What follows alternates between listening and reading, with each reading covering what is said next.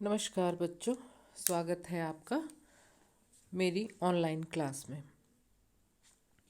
बच्चों, हमने टेक्सटाइल में बहुत सारी चीज़ें पढ़ी और पढ़ते आ रहे हैं। धागा कैसे बनता है, फाइबर कैसा होता है, कपड़ा कितने प्रकार से बनाया जाता है, क्या क्या टेक्निक्स होती हैं, उन पे फिनिशिंग कौन सी दी जाती है, रंग कलर कौन से किए जाते हैं, ये बहुत सारी चीज़ें हमने अब तक पढ़ी हैं। कितनी तरह की पेंटिंग्स की टेक्निक होती हैं, कितनी तरह की डाइंग की टेक्निक्स होती हैं, कौन कौन सी ट्रेडिशनल टेक्निक्स होती हैं, ये सब हमने पढ़ा। आज हम पढ़ेंगे फैमिली क्लोथिंग, मतलब परिवार के परिधान। ये एक इतना महत्वपूर्ण टॉपिक है और हमारी रोज़मर्रा की ज़िंदगी में काम आने वाला है। और हम इसको अक्सर बहुत हल्के में लेते हैं और हमें लगता है कि क्लोथिंग ही तो है, परिधान ही तो है, इसको हम किसी भी प्रकार से कैसे भी मैनेज कर लेंगे। लेकिन ऐसा होता नहीं है। जब भी हमारे यहाँ किसी भी तरह का कोई फंक्शन होता है या हमें ज़रा सी छोटी मोटी पार्टीज़ के लिए जाना होता है, तो हम अपनी वार्डरोब के सामने खड़े होते हैं और ये सोच रहे होते हैं हम क्या पहने। ये वाला सूट तो मैं पिछली किसी पार्टी में पहन के गई थी, ये वाला कपड़ा तो मैं पिछली किसी पार्टी में पहन के गई थी, ये वाले पटे कपड़ा तो मैंने किसी और बर्थडे पार्टी में पहना था। हमें नहीं मालूम होता है कि किसी भी तरह के क्लोथिंग को या परिधान को मैनेज कैसे किया जाए। अकॉर्डिंगली पर्सनैलिटी, अकॉर्डिंगली ओकेज़न, इन सब के मतलब आधार पर हम अपने पुराने और यूज्ड कपड़ों को भी हम किस तरीके से इसमें वो कर सकते हैं। अब फैमिली क्लोथिंग में इंडिविजुअल किसी व्यक्ति की क्लोथिंग के बारे में नहीं है। परिवार में जितने भी लोग होते हैं उन सब के लिए फैमिली क्लोथिंग क्या है। आप ये बच्चों अच्छे से जानते हो कि जो कपड़ा है वो हमारे लिए कितना महत्वपूर्ण है। और इसकी महत्वता हमें तब भी समझ में ही आती है कि हम अपनी जो शरीर की आवश्यकताएं हैं, जो समाज की आवश्यकताएं हैं, उसको पूरा करने के लिए हम कपड़ा पहनते हैं। आदिकाल से ही मानव अपने शरीर को ढकता हुआ आया है, अलग अलग तरीकों से। इसका मतलब यही है कि व्यक्ति को जब से उसके अंदर सभ्यता आई, सोच आई, और जब से उसके अंदर सेंसेस ने जागना शुरू किया, तब से ही क्लोथिंग जो है वो चली आ रही है हर परिवार में। और इसके अंदर फैमिली क्लोथिंग का पर्टिकुलर इस टर्म का मतलब है कि परिवार में जितने भी लोग हैं, जिस भी उम्र के हैं, उन सब के परिधानों के बारे में जानना, उनके शौक़, उनकी आवश्यकता, उनकी ज़रूरतों के हिसाब से क्लोथिंग को मैनेज करना फैमिली क्लोथिंग कहलाता है। अगर कोई ऑक्यूपेशनल है तो उसकी कैसी है, इस तरह की सारी बातों का अगर हम ध्यान रखते हैं तो वो फैमिली क्लोथिंग कहलाता है। सबकी पसंद अलग होती है, सबकी चॉइस अलग होती है, सबका टेस्ट अलग होता है। कोई डार्क कलर पसंद करता है, कोई लाइट कलर पसंद करता है। तो इस प्रकार से पूरे परिवार की परिधान को मैनेज करना ही फैमिली क्लोथिंग कहलाता है। अब साइकोलॉजिकल, सोशोलॉजिकल और बायोलॉजिकल एस्पेक्ट्स ऑफ क्लोथिंग। हम सिर्फ अब सबसे बड़ी बात यह है कि साइकोलॉजिकल, सोशोलॉजिकल और बायोलॉजिकल जो चीज़ें हैं ये क्लोथिंग में क्या कर रही हैं, इनका इनका क्या स्थान है इस जगह में, इस क्लोथिंग में इनका क्या स्थान है। अगर ये तीनों ही चीज़ें हमारे सामने ना हो तो क्लोथिंग का कोई मतलब नहीं रहता है। जैसे जैसे क्लोथिंग में विकास होता चला गया, तो ये सारी जो चीज़ें थीं, इस क्लोथिंग में विकास को आगे बढ़ावा देने के लिए ये तीन फैक्टर सबसे ज़्यादा जिम्मेदार हैं: साइकोलॉजिकल, मनोवैज्ञानिक, सामाजिक और जैविकीय। इन्हीं की वजह से क्लोथिंग आज इतनी ऊंचाइयों पे जा रही है और हम इनको इस्तेमाल कर रहे हैं। इसमें सबसे पहले जैसे साइकोलॉजिकल, व्यक्ति मनोवैज्ञानिक तौर से या तरीके से अपने आप को प्रेजेंट करता है परिधान के तहत। किसी भी तरह का व्यक्ति अपने सारे स्टेटस को, चाहे वो इकोनॉमिकली स्टेटस हो, चाहे वो सोशोलॉजिकल स्टेटस हो, चाहे वो खुद को प्रेजेंट करने की बारी हो, तो परिधान जो है एक अहम भूमिका निभाता है, जिसकी वजह से हम अपना 100% देते हैं। उदाहरण के लिए कोई बच्चा अगर वेल ड्रेस नहीं होता है, अच्छे से परिधान से परिपूर्ण नहीं होता है, तो उसका आत्मविश्वास सही नहीं होता। अगर उसे कुछ प्रेजेंट करना होता है तो उसका ध्यान उसमें नहीं होता, सारा ध्यान उसको उसकी क्लोथिंग में लगा रहता है। मैं बुरी तो नहीं लग रही, मैं अच्छी तो लग रही हूँ, मेरे कपड़े तो अच्छे हैं, पीयर ग्रुप ने एक्सेप्ट किया या नहीं। तो ये मनोवैज्ञानिकता है, ये इतना प्रेशर डालती है ह्यूमन बीइंग पे कि जिसकी वजह से हम अपने फैब्रिक्स को, अपनी क्लोथिंग को हमेशा अपडेट रखते हैं। अब दूसरी चीज़ है सोशोलॉजिकल। सोशोलॉजिकल के अंदर समाज अगर हमें जिन कपड़ों में एक्सेप्ट कर रहा है उसके आधार पर ही हम कपड़े पहनते हैं। दूसरी चीज़, हर समाज, हर समुदाय के अपने अलग कपड़े होते हैं, अलग परिधान होते हैं, जिसके माध्यम से वह खुद को प्रेजेंट करता है, खुद की आइडेंटिटी को बताता है और खुद के समाज को रिप्रेजेंट करता है कि मैं अमुक समाज से हूँ, और उसका सेल्फ कॉन्फिडेंस इस चीज़ से बहुत हाई होता है। अब है बायोलॉजिकल, जैविकीय।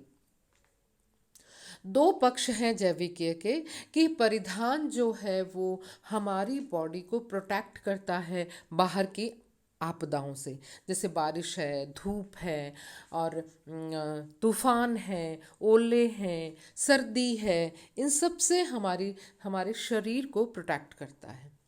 दूसरा एस्पेक्ट इसका ये है कि अगर शारीरिक दोष हमारे अंदर हैं, हमारे शरीर में किसी प्रकार का कोई दोष है, तो उसको स्मार्टली फैब्रिक्स जो हैं वो छिपा देते हैं, हम उनको परिधानों से ढक देते हैं, जिसकी वजह से हमारे जो भी फिजिकल डिसऑर्डर्स हैं वो लोगों को दिखाई नहीं देते हैं जल्दी से।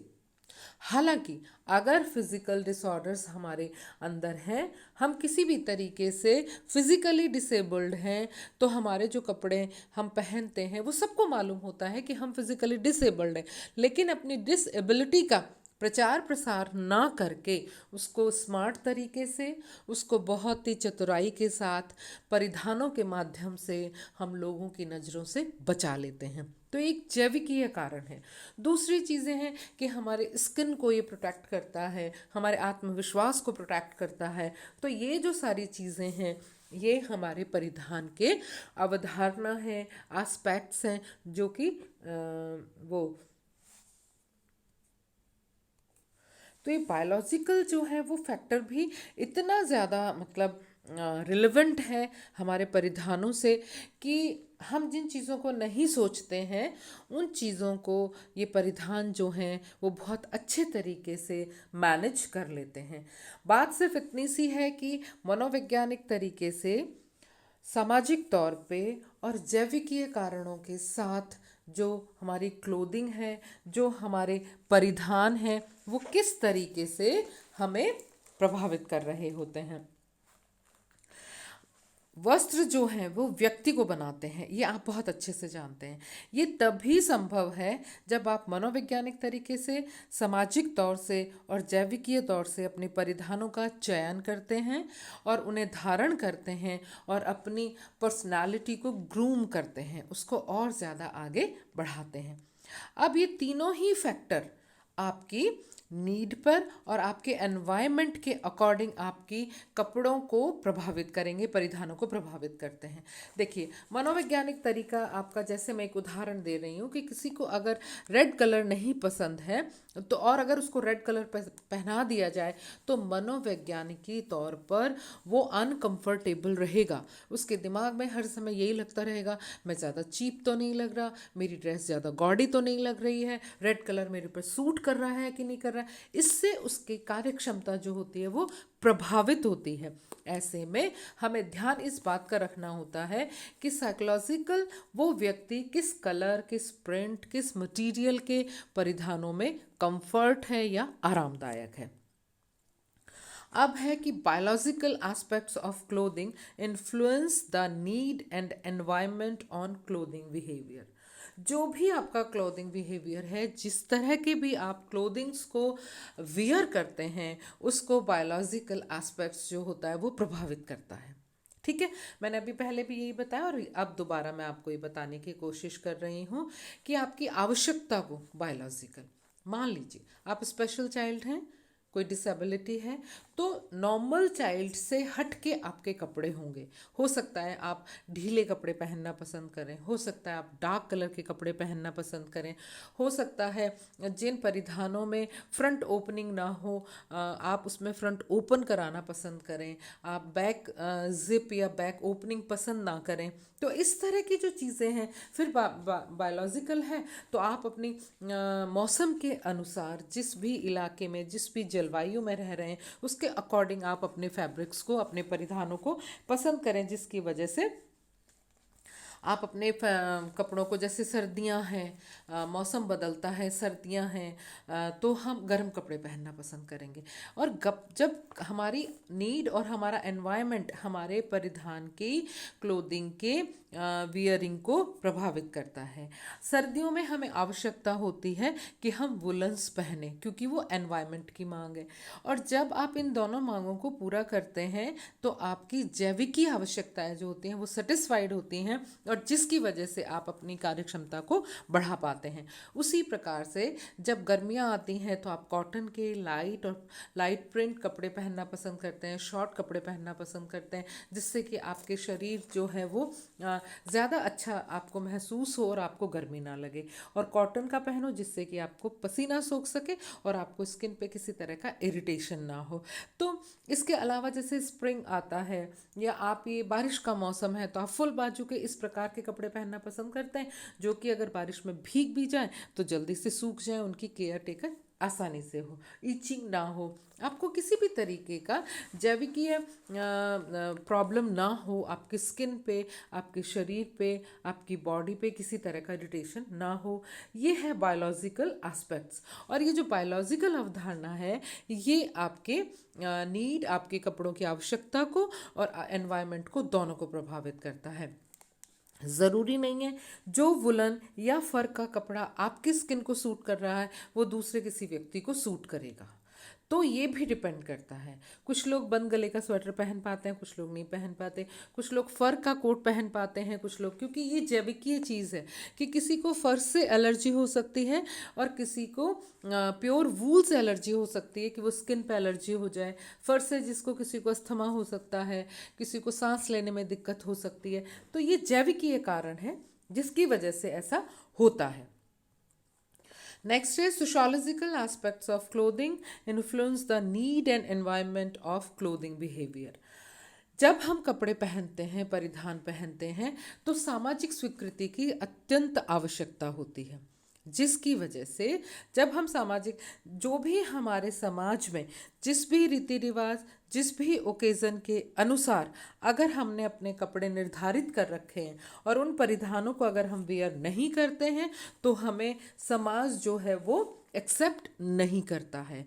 इसलिए समाज की जो स्वीकृति है वो हमें परिधानों के माध्यम से मिल जाती है।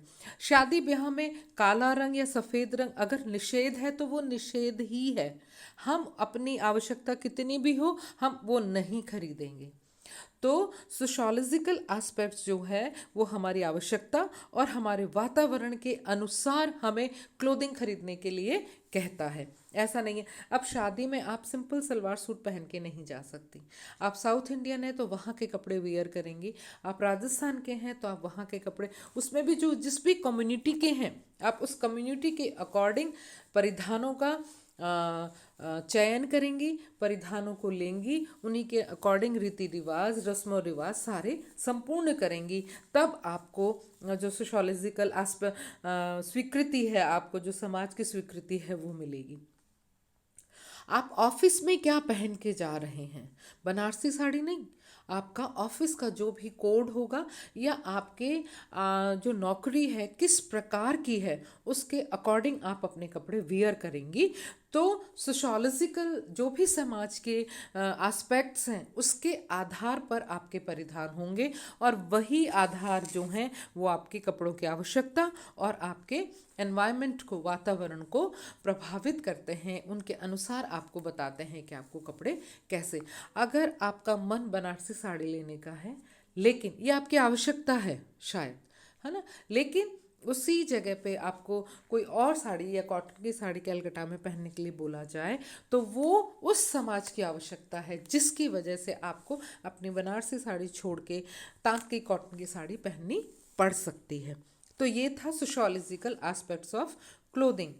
अब है psychological aspects of clothing influence the need and environment on clothing. हमारी बहुत सारी चीज़ें हमारे मनोविज्ञान से जुड़ी हुई हैं।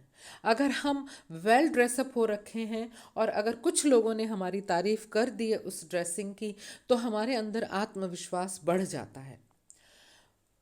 दूसरी तरफ अगर हमने वेल ड्रेसिंग कर रखा है लेकिन कोई हमें ये कह दे कि ये कलर तुम पे अच्छा नहीं लग रहा है, इसकी फिटिंग अच्छी नहीं है, इसका मटेरियल अच्छा नहीं है, तो साइकोलॉजिकल हम थोड़ा सा डिप्रेस्ड हो जाते हैं, कॉन्शियस हो जाते हैं और हम ध्यान रखते हैं कि हमें किस प्रकार के कपड़े पहनने हैं। तो साइकोलॉजिकल के अंदर हमारी पर्सनालिटी, हमारा टेस्ट, उन सब पर हमें फोकस करना होता है कि किसके आधार पे किस तरीके का टेस्ट हमारा है, हमें क्या पहनना है। ओकेजनली अवसर के अनुसार, कार्यस्थल के अनुसार अगर हम कपड़ों को वियर करते हैं, कैरी करते हैं, तो हमारा आत्मविश्वास दुगना हो जाता है। दूसरी चीज़ कि जो नीड, आपकी आवश्यकता है और आपका जो वातावरण है उसको भी साइकोलॉजी जो है वो प्रभावित करती है, इन्फ्लुएंस करती है कि आपको जिस भी तरह की आवश्यकता है, मान लीजिए आपको बहुत गॉडी, बहुत हैवी लहंगा पहनने का मन है, लेकिन अगर आपकी साइकोलॉजी ये कहती है कि नहीं मैं ये वियर नहीं कर सकती, मैं इसको नहीं पहन सकती, लोग क्या कहेंगे, मेरे ऊपर सूट करेगा या नहीं करेगा, तो आपका लो सेल्फ कॉन्फिडेंस हो जाता है जिसकी वजह से आप उसको ठीक से कैरी नहीं कर पाती हैं और आप उसको हटा देती हैं। तो आपकी आवश्यकता को भी आपका मनोविज्ञान, आपकी मेंटल स्थिति जो है वो प्रभावित करती है। तो इस प्रकार हमने देखा है कि क्लोथिंग को मनोवैज्ञानिक तरीके से, सामाजिक तरीके से और जैविकीय तरीके से किस तरीके से हमारी आवश्यकता को, हमारे एनवायरनमेंट को जो चीज़ हैं वो प्रभावित करती हैं। उचित प्रकार के वस्त्रों से बालक, युवा तथा प्रौढ़ सभी में आत्म संतुलन एवं आत्मविश्वास आता है। अगर हमने ठीक से परिधान को वियर कर रखा है, कैरी कर रखा है, तो जो व्यक्तित्व के विकास के लिए अनिवार्य है। इसके अलावा वस्त्रों की स्वच्छता, सुंदरता, समय अनुकूलता, रंग, किस्म, स्टाइल तथा फैशन के अनुकूलता का हम सभी के व्यक्तित्व पर अच्छा और खूबसूरत प्रभाव पड़ता है। सुरुचिपूर्ण परिधान संयोजन संपूर्ण व्यक्तित्व को प्रियदर्शी एवं एक्सेप्टेबल बना देते हैं। फिर है एक परिधान से सुसज्जित व्यक्ति दूसरे व्यक्तियों के ध्यान को अपनी ओर आकर्षित कर सकता है, क्योंकि वह इतना वेल ड्रेसअप हो रखा होता है। अच्छा, अब क्लोथिंग में सिर्फ कपड़े नहीं आते हैं, आपकी ज्वेलरी, आपका पर्स, आपका स्कार्फ, आपके फुटवेयर्स, आपकी सारी जो चीज़ें हैं वो आती हैं, जिसकी वजह से हम ज़्यादा हमारी जो पर्सनालिटी है वो ग्रूमिंग करती है।